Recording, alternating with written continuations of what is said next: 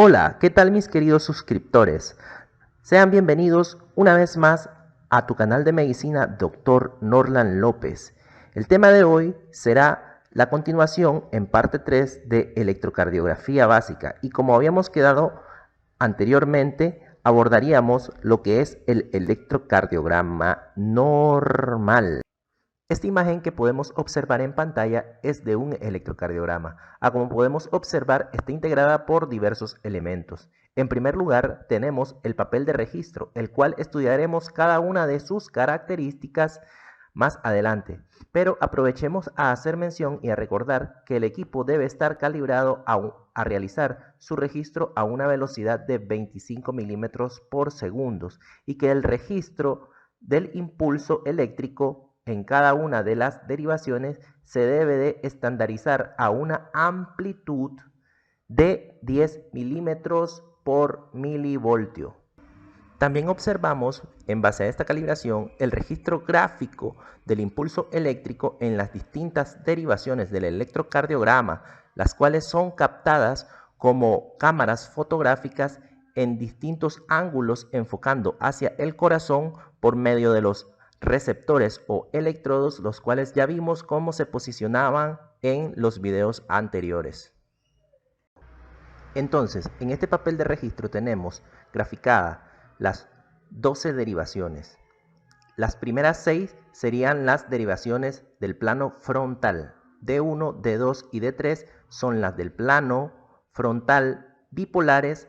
AVR, AVL y AVF serían las derivaciones del plano frontal unipolares y de V1 a V6 serían las derivaciones precordiales. Y en ocasiones necesitamos para evaluar algunos caracteres del electrocardiograma un D2, una derivación D2 larga. Ahora pasemos a hablar del papel de registro.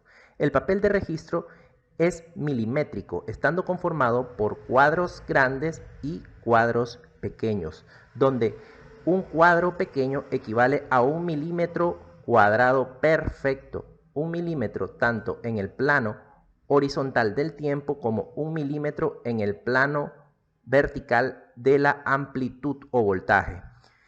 1 milímetro en el plano horizontal del tiempo, o sea, un cuadro pequeño equivaldría a 0,04 segundos. Entonces, un cuadro grande está conformado por 5 cuadros pequeños, tanto como en el plano horizontal, y 5 cuadros pequeños en el plano vertical. Entonces, si cada cuadro pequeño equivale a 1 milímetro, un cuadro grande equivaldría a 5 milímetros. Si 0,04 segundos, que es 1 milímetro, lo multiplicamos por 5, nos dará a 0,20 segundos o 0,2 segundos. Por ende, si nosotros multiplicamos 0,20 segundos o 0,2 segundos por 5, esto equivaldría a 1 segundo. Entonces, vemos que 1, 2, 3, 4, 5 cuadros grandes equivaldrían a 1 segundo, que esta sería la velocidad con la que se registra el electrocardiograma. Ahora, hablemos de la amplitud o voltaje. Si bien hemos dicho que un cuadro pequeño equivale a 1 milímetro cúbico, entonces un cuadro grande equivale en sentido vertical a 5 milímetros, que vienen a ser 0,5 milivoltios, y dos cuadros grandes equivaldrían a 10 milímetros, que serían 1 centímetro, que vendría a ser 1 milivoltio.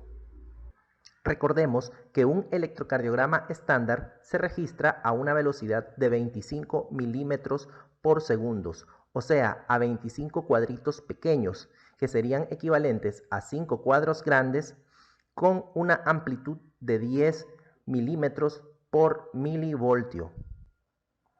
¿Y cómo sabríamos que estamos frente a un electrocardiograma con estas calibraciones? Pues mediante esta simbolización, la cual se ubica al final o al inicio de cada gráfica de derivación, abarcando como una onda cuadrada un total de 2 cuadros grandes, equivalentes a 10 milímetros o 1 milivoltio. Muy bien, una vez comprendido lo anteriormente dicho, pasaremos a explicar la parte del registro gráfico del electrocardiograma. Es importante que interioricen y memoricen todos los valores de las medidas que nos ofrece el papel de registro, ya que esto nos facilitará a conocer mejor cada una de las partes de este grafismo del impulso electrocardiográfico. La gráfica del electrocardiograma humano normal se compone por una serie de ondas, segmentos e intervalos. Desde los tiempos de Einthoven han sido designadas con las letras P, Q, R, S, T y en ocasiones una última onda U. Hablemos un poco sobre la onda P. Pero primero recordemos un poco sobre el sistema electroconductor, principalmente sobre el nodo sinoauricular, nodo sinusal o marcapaso, a como se le conoce. Este es el que inicia el impulso eléctrico, que se extiende como una onda y estimula ambas aurículas. El nodo sinoauricular está situado en la pared posterior de la aurícula derecha y es el que inicia el impulso eléctrico para la estimulación del corazón. Cuando esta onda de despolarización recorre las aurículas, produce una onda inmediata de contracción auricular. Por lo tanto, al nodo sinoauricular se le conoce como el marcapaso del corazón, llevando así unas 60 a 100 latidos o contracciones por minuto. La onda P vendría a representar el grafismo de la actividad eléctrica de ambas aurículas. La primera mitad representa a la aurícula derecha y la segunda mitad a la aurícula izquierda. Por lo tanto, es aquí en donde podemos sospechar de hipertrofia de una o de ambas cavidades auriculares. La onda P es una onda positiva, a excepción de AVR y en ocasiones en V1. Esta mide aproximadamente 0,08 segundos a 0,10 segundos en cuanto al eje del tiempo y con una amplitud de 1 milímetro a menos de 3 milímetros. Aproximadamente vendría a medir 2 cuadritos y medio por 2 cuadritos y medio, o sea, 2.5 milímetros por 2.5 milímetros vendría a ser la medición estándar de la onda P. Después de la onda P le sigue el complejo QRS. El complejo QRS está formado por las ondas Q, las ondas R y las ondas S. Estas en conjunto forman dicho complejo. Este complejo representa lo que es la despolarización o contracción ventricular. La onda Q es la despolarización del tabique, la onda R es la despolarización de las paredes libres del ventrículo y la onda S es la despolarización de las zonas basales del ventrículo. La onda R viene a ser la onda positiva o la de mayor tamaño de este complejo. El complejo QRS tiene una medida en cuanto a su amplitud de 10 milímetros o 1 milivoltio, o sea, 2 cuadros grandes. En cuanto a la medida en segundos, esta varía. Si es un niño, va de 0,06 segundos y en un adulto es de 0,08 segundos. Si estas medidas son de 0,12 segundos o más, entonces se sospecha o se pensará en lo que son trastornos de conducción interventricular, lo que nos lleva a pensar en bloqueos completos de la rama del haz de His. Recordemos que los electrodos captan distintos ángulos de vista de las diferentes partes del corazón. Por lo tanto, existen variantes morfológicas del complejo QRS a lo largo de todas las derivaciones. Por ejemplo, en AVL y D1 son similares, pero son distintas morfológicamente con relación a D2, D3 y AVF, las cuales D2, D3 y AVF también son similares y distintas a AVR.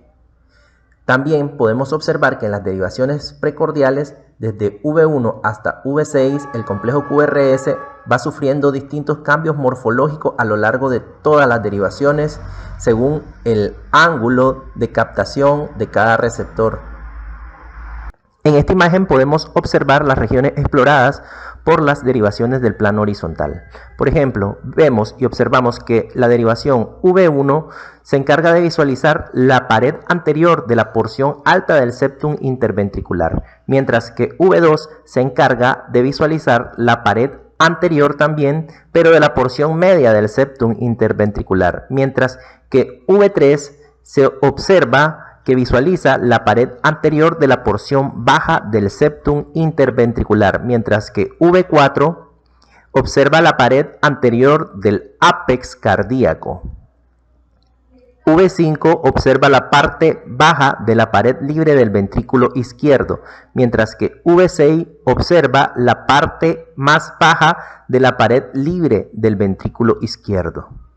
Capitalización de las letras mayúsculas y minúsculas en los complejos QRS. Utilizamos letras mayúsculas en aquellas ondas de los complejos QRS que son mayores de 5 milímetros, mientras que aquellas ondas que son menores de 5 milímetros las representamos con letras minúsculas. Ahora, asociemos esto a algunas variantes del complejo QRS. Como pueden observar en este primer ejemplo de complejo QRS, es realmente un complejo QR. La primera onda de este complejo es una onda Q, porque es la primera onda negativa y va delante de una onda positiva que sería la onda R. Esta onda Q es representada con la letra minúscula Q, ya que no mide más de 5 milímetros, mientras que la R es notorio que es mucho más profunda y por ende es representada con una letra R mayúscula. El segundo ejemplo es una variante del complejo QRS, RS. Reconocemos la onda R, ya que esta es la onda positiva de este complejo y es R minúscula, ya que mide menos de 5 milímetros, mientras que la onda S es la onda que sigue después de la onda positiva y es negativa. Observamos que esta onda tiene una amplitud mayor de profundidad que la onda R. Por lo tanto, la graficamos y representamos con una onda S mayúscula. Y el último ejemplo representa una variante de complejo QRS tipo QS, ya que al no contar con una onda positiva, no se logra precisar si es una onda Q o una onda S. Entonces, por consenso se define como complejo QS y esta es característica de necrosis del miocardio. En la siguiente imagen observamos cómo el complejo QRS desde V1 hasta V6 con relación a las derivaciones precordiales va sufriendo diferentes cambios morfológicos, pasando desde R minúscula, desde complejo RS, de V1 a V3 a ser un complejo RS con mayúscula y después de V3 hasta V6 como este ya se transforma en un complejo QRS. Entonces, como variantes morfológicas veremos que desde la derivación AVR el complejo QRS se observa que vendría a ser Q mayúscula R minúscula a lo largo de toda esta derivación. En la derivación V1 y V2 observamos que el complejo QRS vendría a ser R minúscula y S mayúscula a lo largo también de ambas derivaciones. A nivel de V3 y V4 vendrían a ser R mayúscula y S mayúscula, entonces sería un complejo RS. R mayúscula, S mayúscula a nivel de V3 y V4 a lo largo de todas estas dos derivaciones. A continuación veremos algunas variantes del complejo QRS patológicas. Observamos en esta primera imagen tomada de un electrocardiograma de una derivación D3 una onda R con una muesca que no llega a tocar la línea base ni a sobrepasarla. Por lo tanto, se le conoce como R mellada. En este ejemplo de AVF también se observa cómo se logra generar una melladura, pero tampoco logra sobrepasar o tocar la línea isoeléctrica. Por lo tanto, sería una onda R mellada. Y en este ejemplo electrocardiográfico de D2 observamos la misma onda R con melladura. Aquí abajo observamos un ejemplo distinto del complejo QRS, donde se observa una R minúscula, posteriormente se forma una onda negativa que vendría a ser nuestra onda S, que también posee una melladura. Acá en este otro ejemplo observamos una onda R mayúscula, S minúscula y nuevamente se forma otra onda inmediatamente positiva, pero que no llega a superar los 5 milímetros, por lo tanto sería una onda R'. En esta derivación V5 también observamos una R minúscula con una S mayúscula, nuevamente aparece una R minúscula, sería una onda R' esta, pero posteriormente se continúa con otra línea o otra onda negativa que vendría a ser una S mayúscula prima. Estas son variantes patológicas del complejo QRS. Ahora veamos variantes morfológicas con respecto a la amplitud del complejo QRS según el topografismo eléctrico en las distintas derivaciones. Por ejemplo, observamos que una amplitud que sea menor de 25 milímetros en lo que es la derivación V5 y V6 vendría a ser normal. Una amplitud menor a 20 milímetros en la derivación D1 vendría a ser también normal. En AVL, una amplitud menor de 20 milímetros del complejo QRS vendría a ser igualmente normal. Se habla que cuando en D1, D2 y D3 obtenemos complejos QRS menores de 15 milímetros, estamos presentes ante un bajo voltaje. Mencionemos un poco las características de la onda Q. La onda Q es la primera deflexión negativa del complejo QRS y esta debe preceder a cualquier onda positiva. Para poder denominarla como una onda Q normal, su duración debe ser menor de 0,04 segundos, o sea, 1 milímetro, y su voltaje no mayor de 0,2 milivoltios, el cual debe ser menor del 25% del tamaño de la onda R. La onda Q no cumple los criterios descritos cuando esta es una Q patológica y puede ser anormal en situaciones como en el infarto agudo del miocardio, en la embolia pulmonar, en la hipertrofia ventricular derecha e izquierda, en las miocardiopatías y en defectos en el tabique interventricular. Además, esta debe de presentarse en las derivaciones D1, D2, D3, también en las derivaciones AVF, V5 y V6, y debe de estar ausente en las derivaciones V1 y V2, ya que hemos visto que estas derivaciones son R minúscula y S mayúscula.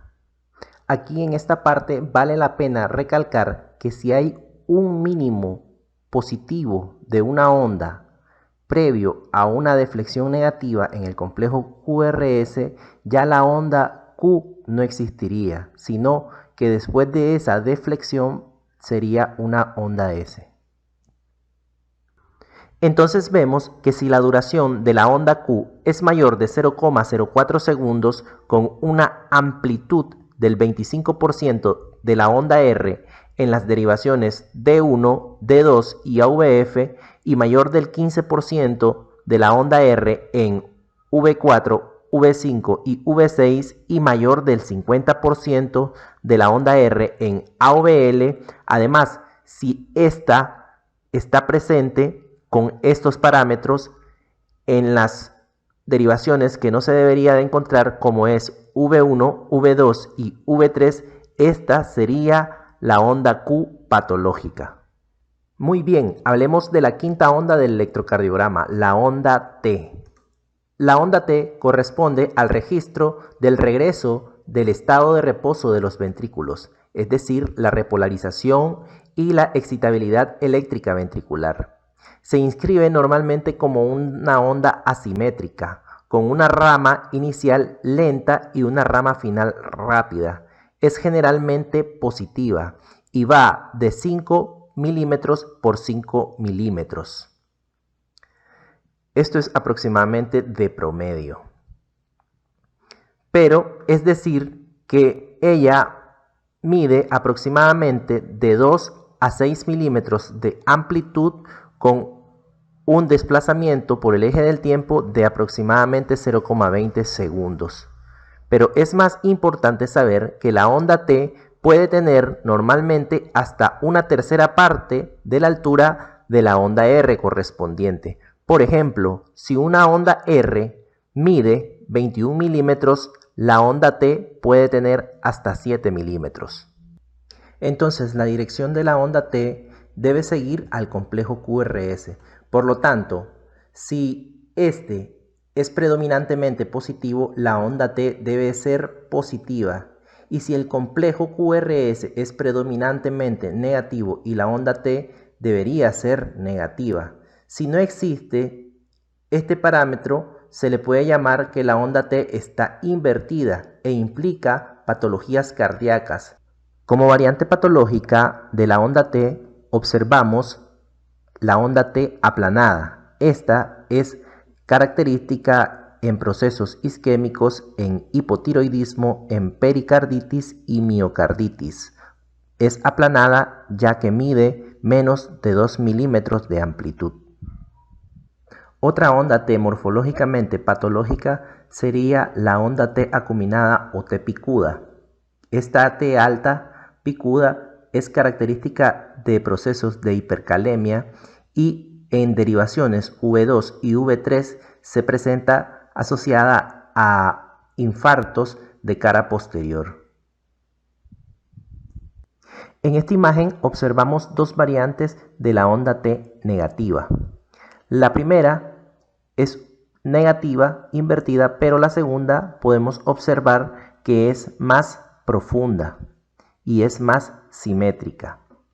La primera está más relacionada con procesos de hipocalemia, mientras que la segunda se puede relacionar más con estados de isquemia subendocárdica, con pericarditis, con hipertrofia ventricular y con miocarditis. Y no podemos olvidar de mencionar la última onda del electrocardiograma, la onda U. Esta onda es inconsistente. Se asemeja a una onda T, pero más corta y de menos amplitud. Es frecuente observar esta onda en la bradicardia, en la vagotonía y en los corazones de los atletas. También en la hipertensión arterial y en el coma diabético. Esta onda U vendría a representar lo que es la repolarización de las fibras de Purkinje y puede observarse en las derivaciones precordiales en V1, V2 y V3. A continuación hablaremos de los segmentos e intervalos del electrocardiograma. ¿Qué cosa es un segmento y qué es un intervalo? Pues un segmento se corresponde a una línea isoeléctrica que une dos ondas, mientras que un intervalo comprende una línea isoeléctrica y las ondas que lo delimitan. Entonces, el primer segmento en trazarse en el electrocardiograma sería el segmento PR. Este segmento corresponde a una línea isoeléctrica que une la onda P con el complejo QRS. Representa el paso de la señal eléctrica por el nodo auriculoventricular y el haz de His, donde se da un retardo en la conducción. Este mide aproximadamente 2 milímetros, o sea 0,08 segundos. Entonces, en pocas palabras, el segmento PR es la línea isoeléctrica que se inicia al finalizar la onda P y al iniciar la onda Q del complejo QRS. Y esta se encarga de registrar el tiempo que demora la conducción normalmente a través del nodo auriculoventricular en el paso hacia los ventrículos. El siguiente segmento trazado en el electrocardiograma se corresponde con el segmento ST. Y este se extiende desde el final de la onda S o de la deflexión R cuando la S no existiese y va hasta el principio de la onda T. Se corresponde con el periodo de contracción sostenida de los ventrículos, trazándose mejor dicho, en el momento de la máxima despolarización. Normalmente es isoeléctrico, pero puede estar elevado 1 milímetro hacia arriba sin sobrepasarlo, ya que si sería sobrepasado, está tratándose de un segmento ST patológico, y podría también estar descendido hasta 0,5 milímetros y ser normal. Para valorar su desplazamiento se utiliza de referencia el segmento entre la T del latido previo y la T del segmento analizado. Aquí vendría a ser importante también hacer mención de lo que es el punto J. El punto J es donde termina la última onda del complejo QRS e inicia el segmento ST. Su importancia radica en que ayuda a la interpretación del descenso o infradesnivel o el ascenso supradesnivel del segmento ST con respecto a la línea de base, terminando como un patrón, una oscilación menor a 1 milímetro.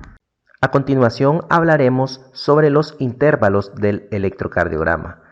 Por lo general observamos 4 intervalos: el intervalo PR, el intervalo QT, el intervalo PP y el intervalo RR. Recordemos que un intervalo comprende una línea isoeléctrica y las ondas que lo delimitan. Por ejemplo, en el intervalo PR observamos que se inicia desde el inicio de la onda P y finaliza con el inicio de la onda Q, en caso de que esta Q estuviera presente en el complejo QRS. Por lo general, mide aproximadamente 0,18 a 0,21 segundos en los adultos y en los niños varía de 0,12 a 0,18 segundos. Entonces, el intervalo PR, o también conocido como PQ, incluye lo que es la onda P y el segmento ST. Se corresponde a la pausa que existe desde el principio de la excitación auricular hasta el principio de la excitación ventricular. Corresponde asimismo al tiempo de la conducción auriculoventricular. Entonces, cuando nosotros estemos frente a un intervalo PR que mide más de 0,21 segundos, o sea, tiene más de un cuadro grande de prolongación, así se le considera como intervalo PR prolongado. Y esto es característico por ser causado en sobredosis de digitálicos o por cualquier otro fármaco que aumente la conducción auriculoventricular. También en trastornos de la conducción auriculoventricular de primer grado, en la hipocalemia, en la fiebre reumática aguda, en la difteria y en aterosclerosis u oclusiones de la arteria coronaria derecha. Ahora veamos lo contrario. Cuando estemos frente a un intervalo PR que no tiene las medidas que ya hemos mencionado, como en el caso de los adultos que van de 0,18 a 0,21 segundos, por ejemplo, en este electro observamos que apenas mide 0,12 segundos. Si fuera un niño podríamos decir que está en un rango normal, pero al ser de un adulto se encuentra corto, y esto es característico de trastornos del ritmo nodal o de los síndromes de preexcitación, tales como es el caso del Wolff-Parkinson-White. Por lo tanto, cuando demos los temas de electrocardiografía patológica, estaremos viendo que existen otras variables como el intervalo PR variable y el intervalo PR disociado. Veremos que estos serán característicos, por ejemplo, en los fenómenos de Wenckebach y en los bloqueos de tercer grado, así como en ritmos del tejido de unión. Este que vemos acá es el intervalo PP. El intervalo PP es la distancia que existe entre dos ondas P sucesivas en un electrocardiograma. Es un intervalo que se mide desde el inicio de la onda P hasta el inicio de la siguiente onda P. El intervalo PP es útil para determinar la frecuencia cardíaca y la regularidad del ritmo sinusal. Esta frecuencia debe ser la misma que la frecuencia ventricular en condiciones normales. Y este último intervalo a mencionar sería el intervalo RR. El intervalo RR es el espacio que existe entre una onda R hasta la siguiente onda R en el electrocardiograma. En los ritmos sinusales, el intervalo RR debe mantenerse constante en todos los registros y a todo lo largo del electrocardiograma. Este intervalo se inicia desde el inicio de una onda R hasta el inicio de la siguiente onda R y su duración va a depender según la frecuencia cardíaca. En conclusión, el intervalo RR indica la frecuencia ventricular y es la medida entre los puntos más elevados de dos complejos QRS sucesivos. Debe comprobarse que coincida con la frecuencia auricular y que se mantenga constante a lo largo de todo el registro eléctrico del electrocardiograma. Bueno, hemos llegado al fin de la presentación. Espero que todo les haya parecido excelente. Si les gustó, pueden regalarnos un like, suscribirse y activar la campanita de notificaciones. Próximo tema en relación sería la lectura del electrocardiograma. Muchísimas gracias.